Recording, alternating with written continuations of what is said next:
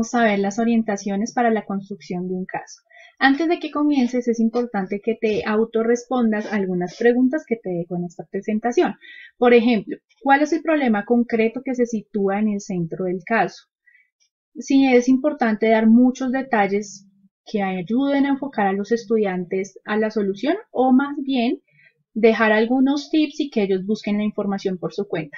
Casi que de estas preguntas va a depender también el tipo de caso que vas a utilizar. Otra pregunta es si te interesa que el estudiante involucre varias soluciones sin que éstas sean estrictamente acertadas, o que se enfoque en una que debe ser la correcta. La siguiente pregunta está relacionada con si conviene plantear al final una lista de preguntas para estimular la discusión entre los miembros del equipo, o si puede quedar simplemente como una narración abierta, una exposición de datos de una situación. Y la siguiente pregunta es si te interesa que en el fondo del caso exista alguna moraleja, que tenga algo implícito que atraiga a los estudiantes a la reflexión y desde la cual puedan plantear diversas alternativas. Antes de continuar a la siguiente diapositiva, quiero dejarte 4 tips de lo que un buen caso debe ser. Primero, debe ser verosímil, de modo que su argumento sea posible. Un estudio de caso debe basarse en una situación real. No debe ser algo muy hipotético, no debe ser algo muy utópico, que los estudiantes realmente no puedan aplicar los conocimientos de su disciplina. De allí que sería bueno que le deje la impresión al estudiante de que alguien realmente, una empresa, una institución, una organización, una persona, un conjunto de individuos ha vivido esa situación.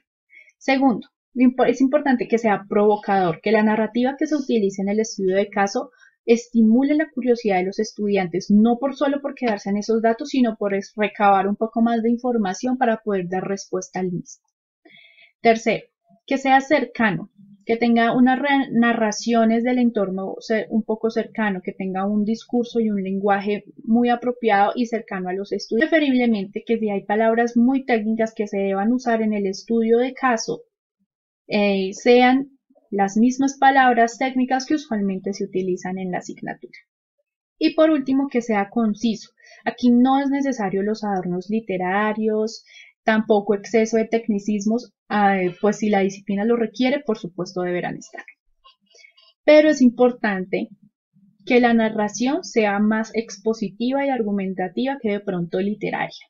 No es positivo que un estudio de caso esté narrado como si fuera un cuento, porque esto va a desviar la atención de los estudiantes y van a creer que no es real, y la idea es hacerlos creer que la situación que presenta el caso es lo más real y más cercano posible a lo que ellos enfrentarían en su vida profesional.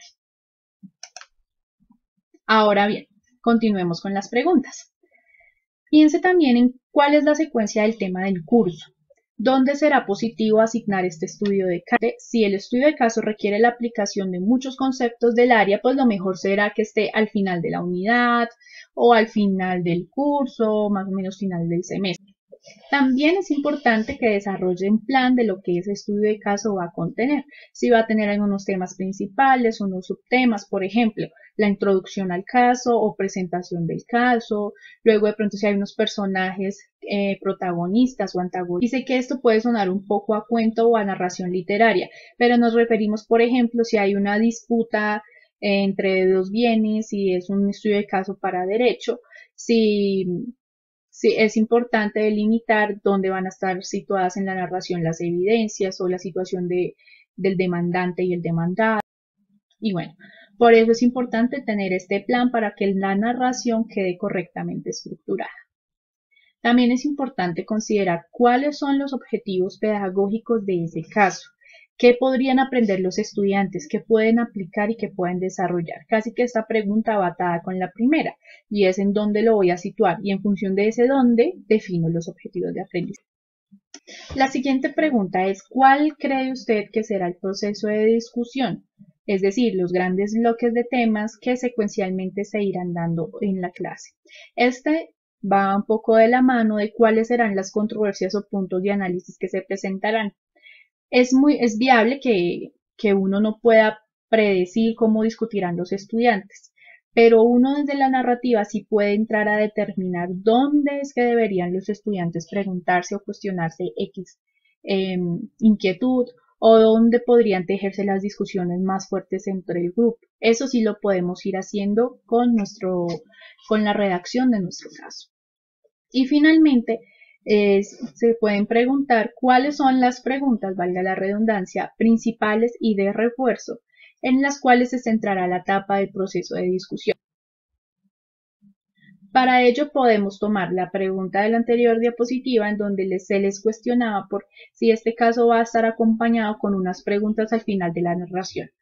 Si es sí, si la respuesta es sí, entonces en este caso deberíamos preguntarnos ¿dónde van a ir esas preguntas?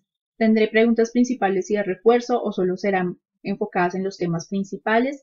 ¿Y cuáles podrían ser algunas de las respuestas que los dos estudiantes me pueden suministrar? Sobre todo esta última pregunta de cuáles son las respuestas que espero recibir son súper importantes para poder determinar con qué criterios será evaluado el análisis del caso. Ahora les dejo 4 tips de lo que se debe evitar en la construcción de un estudio de caso. Primero, decir más de lo que se debe decir. Básicamente es excedernos en información, tanto que los estudiantes primero se queden sin un ejercicio de revisar información, en cuyo caso lo hayan decidido así los docentes, o que sobresaturemos tanto al estudiante en información que terminemos confundiéndolo. U omitir datos importantes. Omitir datos importantes no involucra omitir ciertos datos que los estudiantes deberían buscar con un ejercicio de consulta, pero sí datos que son imprescindibles para el desarrollo del concepto. Segundo, redactar recargado en un tono literario, muy estilístico o muy decorado. Lo que les comentaba anteriormente, la redacción debe ser expositiva. Básicamente usted está presentando una situación. Dejar datos inconclusos que puedan suponer comprensiones ambiguas. Y de allí también conecta un poco con el tip de la diapositiva anterior, de que sea verosímil la información. Aquí yo les sugiero que se pongan ustedes en un rol de periodista. Los periodistas suelen informar y dar las noticias basados en unos datos, pero aquí la idea es que ustedes suministren toda la información posible de la manera más concreta, sin subjetividades, digamos, de un lado o del otro, en tanto hay personas o instituciones involucradas en el caso. Y sobre todo que los datos sean súper concretos. Que no generen este tipo de comprensiones ambiguas, que sea la información muy clara para que el estudiante la pueda comprender. Y finalmente, y esto nuevamente relacionado con los actores del caso, y es que si hay algunos, lo importante es que la redacción del texto no tome partida frente a alguno de los dos. Nuestro siguiente tema es cómo involucrar las TIC en un estudio de caso.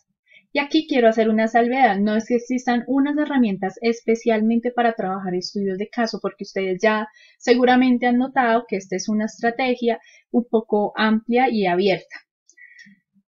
Por tanto, las herramientas que aquí vamos a ver son herramientas que facilitan el aprendizaje colaborativo y el trabajo colaborativo entre los grupos de estudiantes. La recomendación que les damos es que cuando presenten una actividad de estas, como estudio de caso, ABP o aprendizaje por proyectos, todos estos trabajos que son grupales, también les suministren a los estudiantes herramientas que les sirven para gestionar su trabajo colaborativo. Por ejemplo, Dropbox, WeTransfer, Google Drive, OneDrive, en donde los estudiantes van a poder gestionar su información y organizarla. Y también algunas herramientas, por ejemplo, para poderse comunicar. Sabemos que nuestra plataforma tiene unos canales que funcionan más como un chat, pero para trabajo en equipo es vital la videoconferencia. Entonces les tenemos algunas como Zoom, Google Hangout, por ejemplo Skype, hasta el mismo WhatsApp. Y bueno, también podemos suministrar algunos tipos de herramientas para presentar o para comunicar los resultados, como Blogger, WordPress, Remind, Padlet, MindMaster, bueno, entre otros. Aquí en esta diapositiva los van a poder ver con más detalle. Una recomendación final son las herramientas para organizar el trabajo. Hay herramientas como Google Calendar, Workflowy, nosotros en nuestros correos de Office 365 tenemos a Planner, que son herramientas que nos permiten entre equipos de trabajo asignar tareas y dividir el trabajo. Entonces, esto es una buena alternativa. Ahora bien, para finalizar esta sección, les quiero dejar otro tip y es qué tipo de productos podemos pedirle a los estudiantes para que presenten los resultados del caso. Si es un trabajo colaborativo, hay herramientas infográficas como Canva que permiten el trabajo de varias personas sobre el mismo elemento y los estudiantes pueden invitar a su profesor allí para que pueda ver el trabajo que van desarrollando. De una forma similar funciona, por ejemplo, Mindomo, en donde ustedes pueden construir mapas conceptuales o mapas mentales, hacer grupos de trabajo que serían los estudiantes y ustedes como profesor pueden entrar a revisar el trabajo que van avanzando los estudiantes. Ahora sí, entonces nos vamos a nuestra parte final o temática final del curso, que es la evaluación de los estudios de caso. Y aquí lo que queremos dejarles es una serie de orientaciones o de tips más bien para que ustedes tengan en cuenta en el momento de evaluar. Aquí la idea no es indicarles cómo deben evaluar, pero sí dejarles algunas recomendaciones con las cuales se va a facilitar su trabajo y va a ser muy clara y muy transparente para los estudiantes. La primera de ellas es que es necesario que el alumno o el estudiante previamente conozca el método del caso, ¿sí? Que conozca qué es un caso, que no lo confunda con una ABP y no necesariamente nosotros como docentes le tenemos que explicar que una ABP es esto y un estudio de caso es esto. Pero sí es importante que en las instrucciones sean muy claras de qué es lo que el docente está buscando que el estudiante realice y consiga en términos de aprendizaje. El segundo tip o recomendación es que este método de estudio de caso requiere algunos conocimientos previos sobre el tema. De allí que las instrucciones de la actividad deben ser muy claras de cara al estudiante para indicarle qué conceptos vamos a aplicar allí o si debe aplicar los conceptos de una unidad de estudio en específica o de todo el curso. Tercero, un caso se redacta normalmente en unas personas concretas a las cuales se va a dirigir. Entonces, por ejemplo, si yo estoy dictando matemáticas 1 y al mismo tiempo dicto métodos estadísticos, no es conveniente que yo utilice el mismo caso para ambas asignaturas, así yo sea el mismo profesor. Entonces, lo que es conveniente es crear los casos propiamente para el curso, para las temáticas que voy a tener allí y para los estudiantes con los que trabajo. Seguramente ustedes, quienes son profesores de electivas o de asignaturas que son más transversales, como estas que yo les comentaba al inicio de ética de las profesiones o ética general, o bueno, esas asignaturas que son un poco más transversales a muchas profesiones o programas. Allí lo importante será crear entonces casos particulares para las disciplinas. ¿Qué quiero decir con esto? Que si bien los casos pueden tratar un tema propio de la asignatura, lo importante es que estén situados y que hablen el lenguaje de los estudiantes de la disciplina. Pongo un ejemplo para que sea de pronto más claro. Si yo dicto ética de las profesiones y tengo un grupo de zootecnia, tengo un grupo de licenciatura y tengo un grupo de finanzas, no es conveniente que el mismo caso yo lo aplique con los tres grupos. Yo debería crear un caso para cada uno en donde el dilema que ponga a analizar esté en función de un caso de zootecnia, por ejemplo, sobre maltrato animal, otro caso sobre, si es para licenciatura, otro caso sobre atención de condiciones especiales en los estudiantes en el aula, y en finanzas, por ejemplo, la ética en el manejo de dineros en una empresa o algo similar. La siguiente recomendación pues es que los estudiantes deban tener claros los objetivos de aprendizaje. Entre más claros seamos, vamos a ayudar a que el estudiante logre el objetivo de aprendizaje, porque cuando no hay ambigüedades en lo que queremos decirle que usted haga, entonces va a ser más fácil para ellos hacerlo. Y se los pongo muy sencillo. Cuando estamos trabajando con niños pequeños, nosotros debemos darle instrucciones claras. Por ejemplo, este es el color rojo, este es el color amarillo, quiero que tomes el objeto de color amarillo. debe ser así de claro. Así mismo funciona en todo y funcionamos todos. Si yo te doy a ti el objetivo muy claro de lo que debes hacer, te voy a ayudar a ti a que logres y alcances la meta. Finalmente, la elaboración de esta actividad. Finalmente, si existe alguna actividad previa al estudio de caso que el estudiante deba cumplir, es importante mencionárselos. Por ejemplo, si tiene que leer unos textos, si tiene que participar en un debate, si tiene que hacer un cuestionario antes de comenzar el caso, si tiene que presentar un resumen de las lecturas, si tiene que, bueno, si por ejemplo tienen que hacer un encuentro virtual en donde deba participar antes de hacer ese estudio de caso, es importante indicárselos a ellos. Y con esto finalizamos este curso corto. Esperamos que les sea de gran utilidad, que se aventuren a crear los estudios de caso y los involucren en sus aulas y ya van a ver también cómo se potencia el aprendizaje. Nos vemos en una próxima oportunidad.